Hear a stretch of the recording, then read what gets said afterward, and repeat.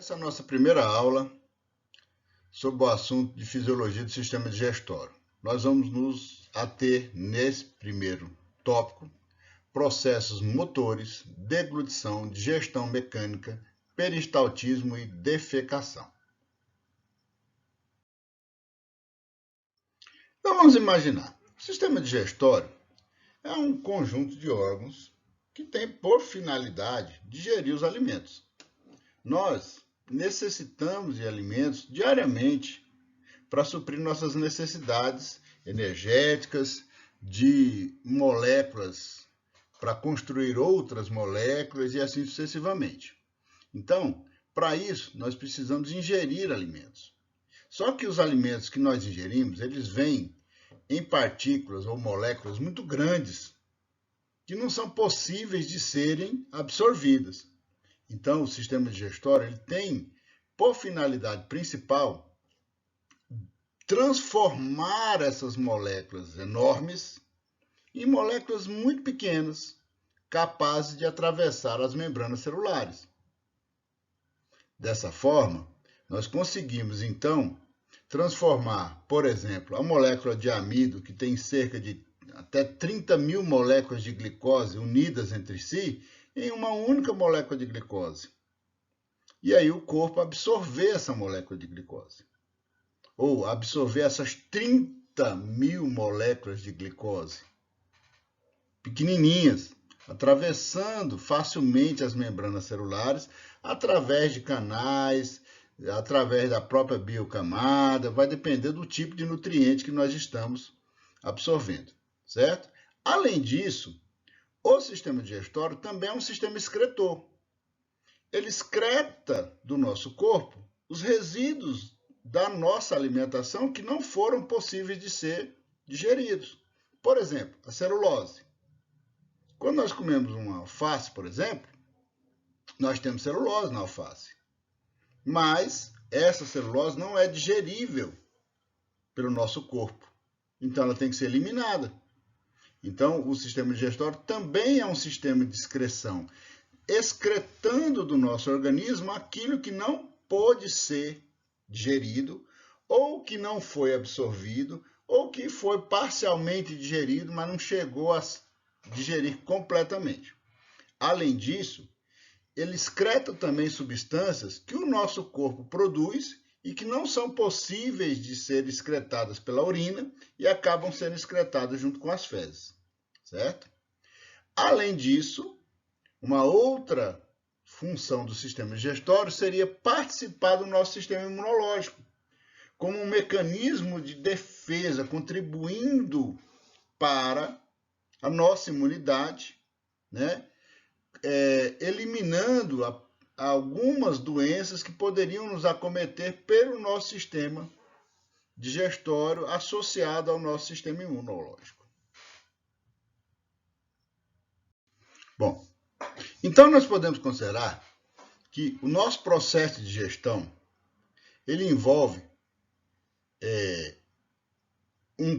uma parte que nós chamamos de mecânica, uma parte que nós chamamos química, a absorção dos nutrientes e a excreção dos resíduos. Então, são 4 mecanismos envolvidos nesse processo da digestão. Ou seja, a partir do início do processo de digestão até o final, 4 mecanismos vão acabar acontecendo. Digestão mecânica, digestão química, absorção e excreção dos resíduos. O que quer dizer isso? Quer dizer o seguinte, que uma parte do processo de digestão envolve a mastigação, a mistura, o peristaltismo mecânico, uma parte mecânica, que empurra o alimento, que macera o alimento, que mistura ele com as outras secreções. Essa é a parte de digestão mecânica. A outra parte, que nós chamamos de digestão química, ela envolve o quê? A hidrólise ácida, ou seja, uma parte dos nutrientes, né, se digerem pelo contato com um ácido presente no estômago, e a hidrólise enzimática, onde proteínas com funções enzimáticas digerem, catalisam reações químicas que levam à quebra das moléculas enormes que eu citei anteriormente em moléculas cada vez menores. E para isso, várias enzimas acabam atuando sobre os alimentos que nós ingerimos. Assim, nós vamos quebrando essas moléculas, esfacelando elas, quebrando as ligações covalentes dessas moléculas e liberando monômeros, moléculas pequenas, capazes de ir para a terceira etapa, que é o quê? A absorção. Uma molécula só é absorvida pelo trato gastrointestinal se ela for pequena o suficiente para atravessar a membrana celular. Porque para ela ser absorvida, ela tem que atravessar a membrana. Ela não chega na célula, abre um buraco, entra e depois fecha o buraco. Não. O buraco já está lá. Tem que caber naquele buraco, ele tem que ter afinidade por aquele buraco, ou seja, aquele canal. Né? Eu falei buraco de uma maneira generalizada, mas aquele canal da membrana. Então, lá vai ter um canal para entrar glicose, vai ter um canal para entrar aminoácidos e assim sucessivamente. E esses poros, que são, como vocês estudaram, são formados por proteínas, ele tem um tamanho específico e tem afinidades específicas pela molécula que passa por ele. Não é qualquer molécula que entra por qualquer canal. Não é um buraco aberto, igual uma porta que qualquer pessoa entra dentro dela. Não. Tem uma catraca lá. Só entra naquele canal aquele tipo de molécula. E é esse o processo de absorção tão importante para o nosso organismo. Infelizmente, nós não conseguimos absorver tudo o que nós ingerimos. Por dois motivos. Eu não consigo digerir tudo que eu como. Então, uma parte do que eu ingiro sobra. Ou porque eu não tenho enzimas para digerir aquilo, como, por exemplo, a celulose, que eu já citei. Nós não temos enzima para digerir celulose. Então, você come celulose e ela é resíduo. Porque não tem nenhuma celulase, uma enzima digestora de celulose no nosso trato gastrointestinal. Tá? Ou, a outra opção é, eu ingeri algo que eu consigo digerir, mas eu comi muito disso e não consegui digerir todas as moléculas, porque foi mais molécula do que eu dava conta de digerir. E aí ela sobra também e vira resíduo. Certo? E aí a quarta etapa desse processo é exatamente o quê? Juntar todos esses resíduos, tirar desses resíduos a água, reabsorver o máximo possível de água e eliminar o que sobra desses resíduos, que nós chamamos de fezes. Certo? E junto com essas fezes, com esses resíduos, eu libero também substâncias que o meu corpo produz. E que, por características físico-químicas, não são possíveis de serem excretadas por outro meio e acabam, então, sendo excretados junto com as fezes.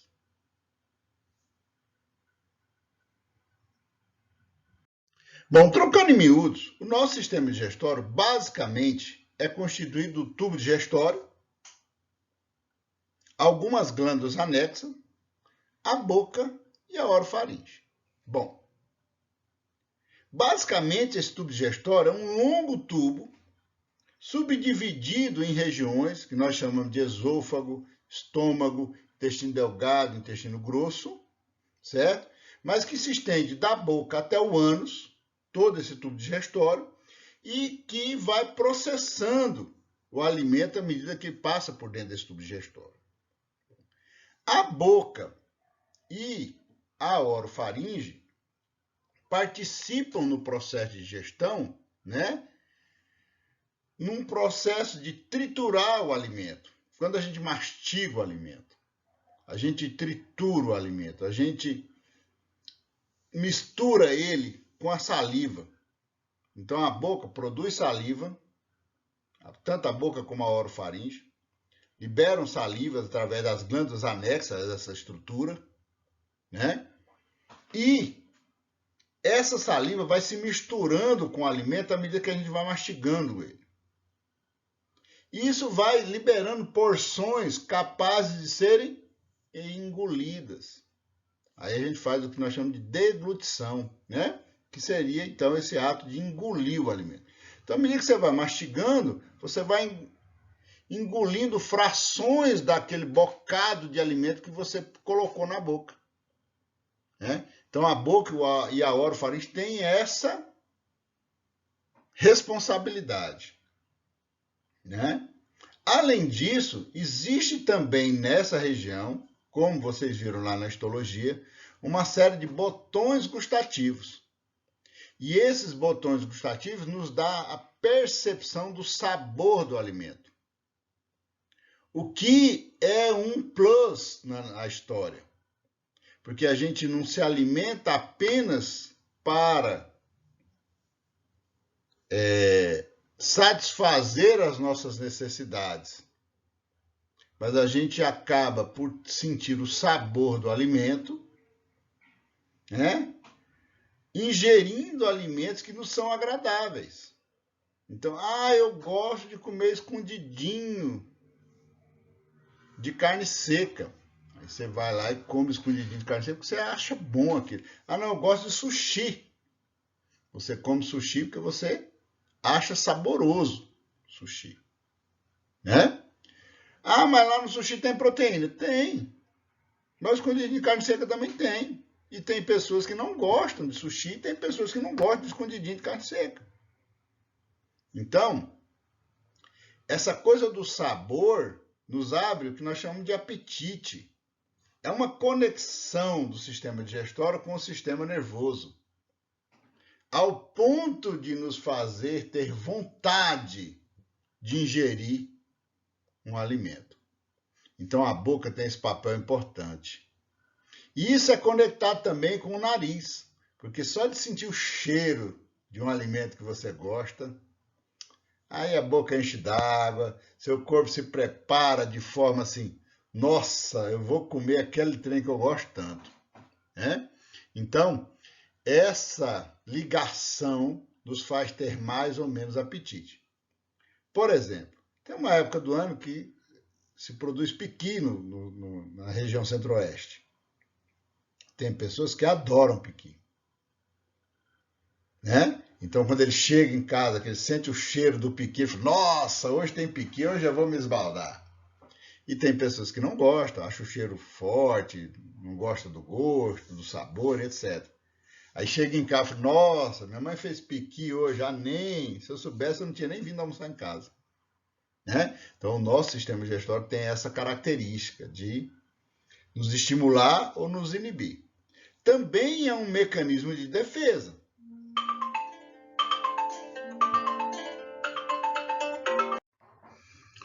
Bom, então no que diz respeito aos processos motores da digestão, nós temos que pensar o seguinte: o processo de digestão é um processo involuntário. Ou seja, uma vez que eu faço a ingestão de um alimento, ele vai ser digerido de maneira involuntária. Então, quem coordena isso não é o sistema nervoso somático, é o sistema nervoso autônomo, aliado ao sistema endócrino. Então, nós não temos domínio sobre o processo de digestão. A única coisa que nós temos um certo domínio é a parte da deglutição, que envolve, né, musculatura esquelética, que é o movimento da língua, para fazer a gente engolir o alimento, e a parte inicial do esôfago, que é constituído de músculo esquelético. E aí nós temos controle voluntário.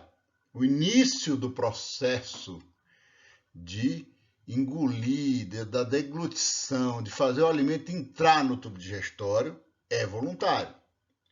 E temos ainda, lá no final do tubo digestório, o esfíncter externo, que é o esfíncter anal, né?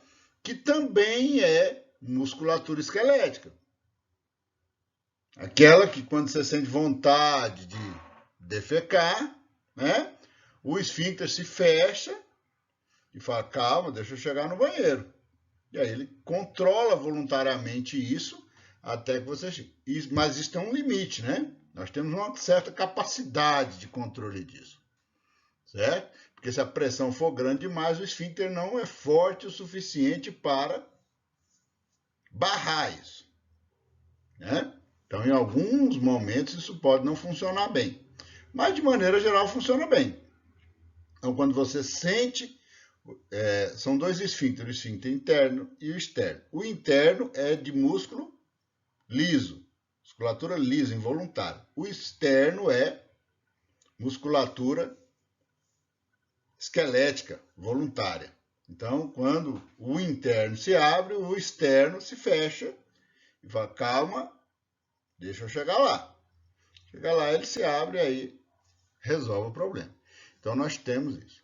Além disso, né? Ou seja, essa musculatura do tubo digestório, ela envolve, então, músculos, que são feixes musculares longitudinais e feixes musculares circulares, para ir apertando e empurrando o alimento, gerando esse movimento dentro do tubo digestório.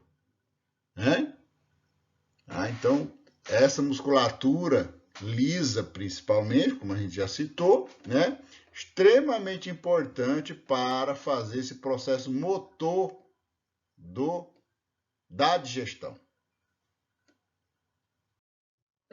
Então, com base na ação dessa musculatura que nós temos no tubo digestório, nós vamos, então, ter 3 tipos de movimentos.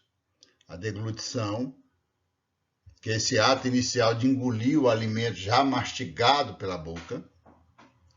A propulsão, que é esse fato de ir empurrando o alimento em direção ao ânus, né?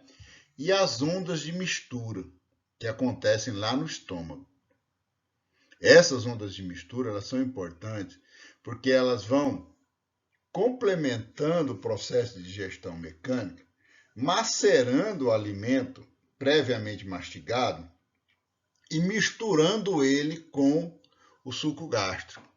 A gente vai tratar um pouco mais sobre isso ali mais à frente. Mas essas ondas de mistura fazem isso, misturando o alimento com o suco gástrico, né? Sem necessariamente empurrar ele em direção ao intestino. Só passa para o intestino aquilo que já estiver num tamanho considerado suficiente para ir terminar de ser digerido lá no intestino, certo? Então, para isso é importante o controle dos esfíncteres, né? Principalmente o esfíncter cardio, que é entre o esôfago e o estômago, para que o alimento não volte do estômago para o esôfago, e o esfíncter pilórico, que é entre o estômago e o intestino, para que o alimento não vá cedo demais para o intestino, certo? Então, essas ondas de mistura são importantes e envolvem esses dois esfíncteres que são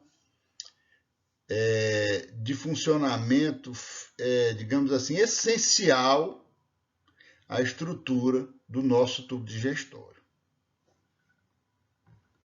Então, vamos ver cada um desses movimentos. Primeiro, deglutição.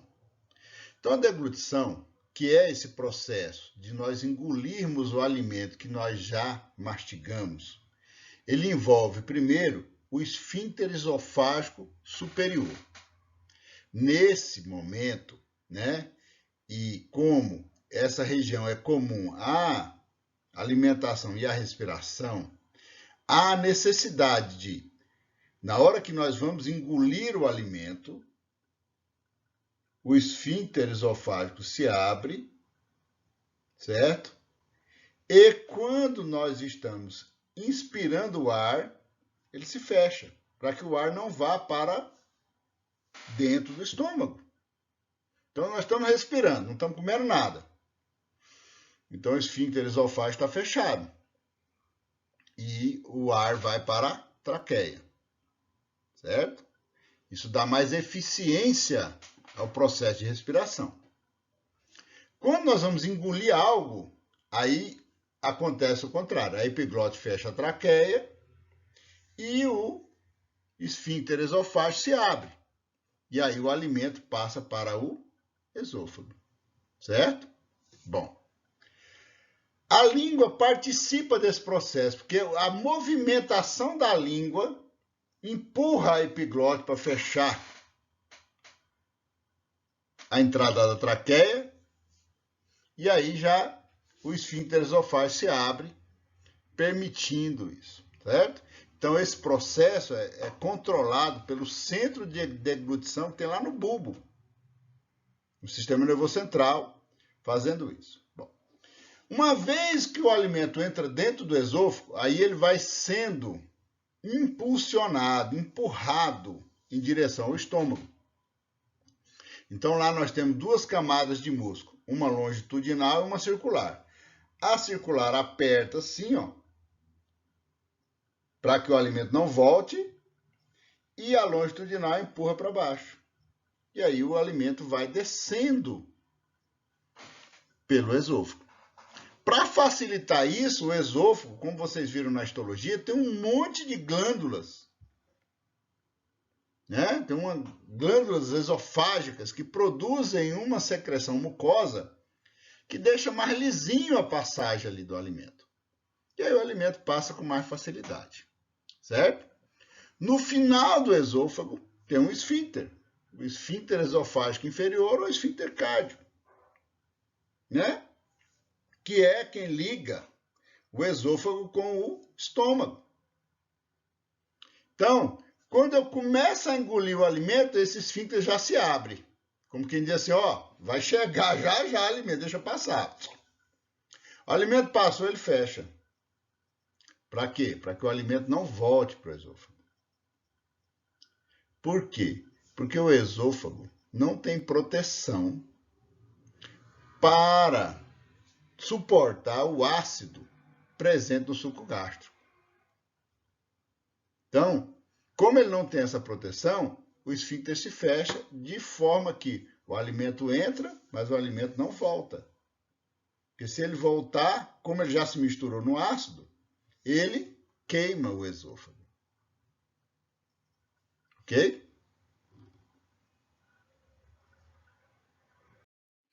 Bom, aí o alimento passou pelo esôfago, chegou no estômago. Aí a coisa pega. Por quê? Porque lá no estômago, que é como que uma bolsa mais larga do tubo digestório, ele vai ter que passar por um processo de digestão mais complexo. No esôfago, ele só passou por dentro do esôfago. Não houve digestão nenhuma, a não ser aquilo já iniciado pela mistura com a saliva. A digestão enzimática já tinha se iniciado via saliva. Mas quando chega no estômago, não. Lá no estômago, eu vou ter que fazer, ou vou ter que completar o processo de digestão mecânica. E esse processo de digestão mecânica, ele envolve, né, os movimentos de mistura e esvaziamento do órgão. Como que ele faz isso? Ondas de mistura. O alimento cai dentro do estômago e se mistura com o suco gástrico que já está lá. Porque na hora que você começa a mastigar, o estômago já aumenta a produção de suco gástrico. Então chega lá, já tem suco gástrico. Aí ele vai se misturando. E você vai engolindo mais coisa, vai chegando tudo ali e vai ficando ali. E aí o que o estômago faz? O estômago comprime em direção ao esfíncter pilórico, em direção ao intestino. Só que o esfíncter pilórico ele é bem fechadinho e não deixa passar partículas grandes. Só passa partícula que tiver diâmetro ou dimensão menor que 2 milímetros. Senão não passa. Você pensa, 1 centímetro, pega 2 milímetros numa régua, sabe? Aqueles 2 risquinhos, é aquilo ali. Então, se não tiver daquele tamanho, não passa pro intestino. Então, o estômago fica. Contrai, empurra lá, volta, relaxa. Aí a coisa volta, mistura de novo com o suco gástrico. Aí empurra de novo e volta. Empurra e volta. E isso vai fazendo essas ondas de mistura que a gente está citando aqui. Misturando cada vez mais. Aquilo que vai ficando pequenininho, por causa dessa digestão mecânica e também por causa da digestão enzimática, da enzima pepsina que vai estar presente no suco gástrico, vai passando e vai indo embora. Bom, mas tem coisa que não fica pequeno. Porque eu não mastiguei direito, porque eu não consegui triturar e tal. Aí esses fragmentos maiores ficam dentro do estômago, num processo que a gente chama de armazenamento, e nos intervalos entre uma digestão e outra, o esfíncter se abre e libera a passagem desses resíduos. Então, por exemplo, se você come um amendoim, mastiga só um pouquinho o amendoim, fica lá uns fragmentos de amendoim de meio centímetro, por exemplo. Aí ele vai, não fica menor que isso. Que é muito duro, muito crocante. Aí, entre uma digestão e outra, o esfíncter pilórico vai se abrir e o que está lá dentro vai passar. Vai passar e não será completamente digerido, porque ficou um resíduo grande demais para ser digerido daí para frente. E aí ele vai embora. E acaba saindo nas fezes como um resíduo alimentar. Por quê? Porque não foi devidamente triturado pelo processo de mastigação. E aí sobrou um resíduo, um formato, num tamanho incompatível com o processo de digestão. Aí ele vai embora, eliminado depois. Certo? Então, o duodeno, que é a primeira porção do intestino delgado, ele vai percebendo quando vai saindo um pouquinho de suco gástrico. Ele fala, opa, a digestão está rolando lá. E esses jatos vão estimular outras produções de outras secreções, como, por exemplo, secreções pancreáticas, secreção de bile, secreções intestinais e assim sucessivamente, certo? Então, à medida que ele vai percebendo esse esvaziamento, quer dizer, está passando coisa, então vamos estimular a digestão daqui para frente e vamos inibir a digestão no estômago. Porque senão o estômago ficaria produzindo suco gástrico indefinidamente. E daqui a pouco você teria tanto suco gástrico que começaria a digerir o próprio estômago. Então, essa passagem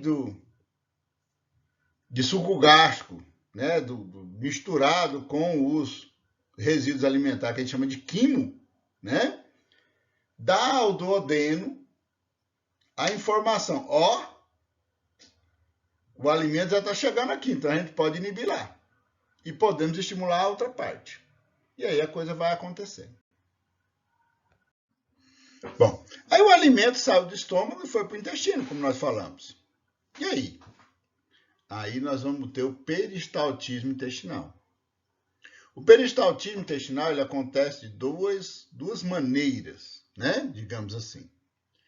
Um peristaltismo um pouco mais, digamos, acelerado no período pós-prandial, em que ele, né, se contrai mais, impulsiona mais para que o alimento se misture com as secreções pancreáticas, intestinais e hepáticas, né, para que a digestão aconteça, e um período interdigestivo em que o peristaltismo agora é lento. Por quê? Que é para poder dar tempo de absorver o que nós ingerimos. Então, há um início mais acelerado, digamos assim, né?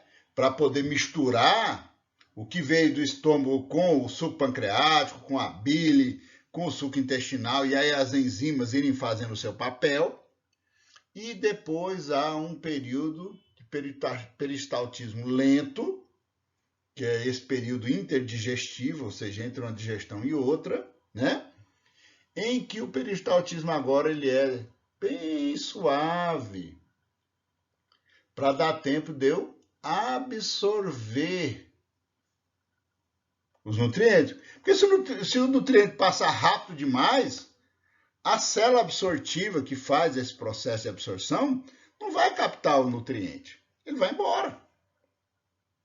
Né? Então há necessidade desse período lento, para que o alimento vá passando devagarzinho e entre em contato com as microvilosidades das células.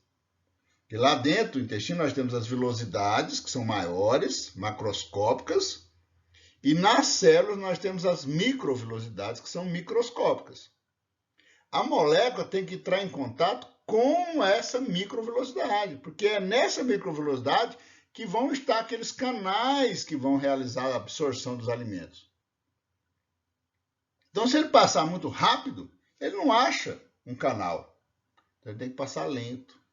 Então, por isso que há dois períodos. Um período inicial para poder fazer a digestão terminar de acontecer, misturando o que veio do estômago com as secreções digestivas complementares, pancreáticas, hepáticas e intestinal.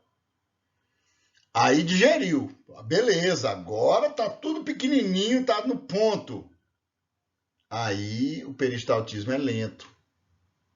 Que é para mim poder absorver o nutriente e aproveitar o máximo daquilo que eu ingiro, né?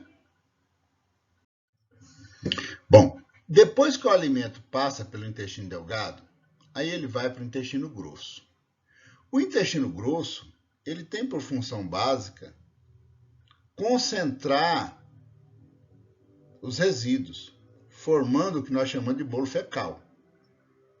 Então, ele trabalha com um movimento um pouco diferente. Primeiro, ele tem um movimento de mistura, com fortes contrações, meio que para espremer o líquido desse bolo fecal, certo? E aí ele tem ondas peristálticas e antiperistálticas, ou seja, vai e volta, certo? Permitindo assim o armazenamento das fezes em cada região do intestino grosso. 2 a 3 vezes por dia, isso varia de pessoa para pessoa, há um movimento de massa, ou seja, a massa fecal que está numa parte do intestino é empurrada para outra parte. Então tem o colo ascendente, empurra para o colo transverso. Do colo transverso, empurra para o colo descendente. Depois para o colo sigmoide, e assim sucessivamente, certo? Então, vai empurrando em massa, não vai empurrando um pouquinho de cada vez. Então, ele armazena no colo ascendente inicialmente, aí daqui ele joga para o outro. Quando ele vai jogar para o outro, o que já estava no colo transverso tem que ir para frente. Aí empurra adiante, e assim a coisa vai indo.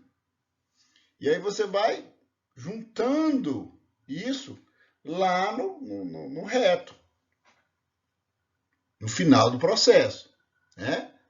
Certo?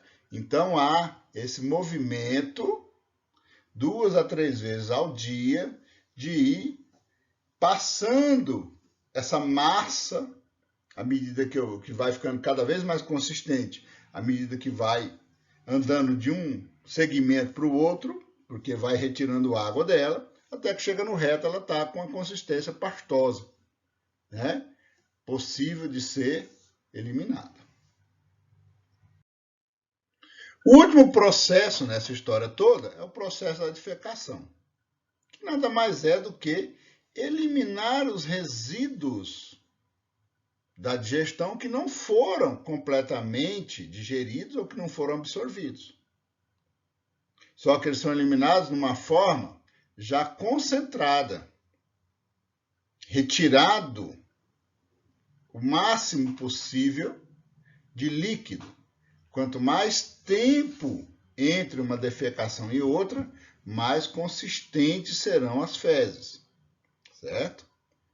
Bom, à medida que o colo reto, né, que é a porção final do intestino grosso, vai se enchendo desse bolo fecal, né, esse enchimento dá o estímulo para a defecação. Tipo assim, ó, já tem muitas fezes aqui, eu preciso eliminar isso. Tem mais um ponto de pôr. Então, dá esse, certo?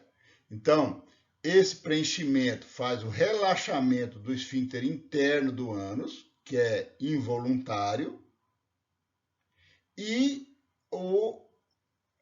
estimula a contração do esfíncter externo, dando aquela sensação de necessidade de defecar. Aí a pessoa vai no banheiro. Quando chega lá no banheiro, que ele vai eliminar os seus resíduos, né? Ele vai defecar literalmente, aí há um encurtamento longitudinal do reto, empurrando as fezes para baixo, o relaxamento do esfíncter externo, né? E contrações da musculatura, tanto abdominal como a musculatura, os músculos bulborretrais, que ficam naquela região ali. Tudo isso se contrai no sentido de ajudar a impulsionar as fezes para que a defecação aconteça. E assim o processo acontece. Dessa forma, né, nós terminamos o processo, né, mecânico da digestão, ou seja, desde o ato de engolir o alimento até o ato de defecar o resíduo desse processo de digestão. Ok? Então era isso que nós tínhamos para essa aula. Obrigado e até mais.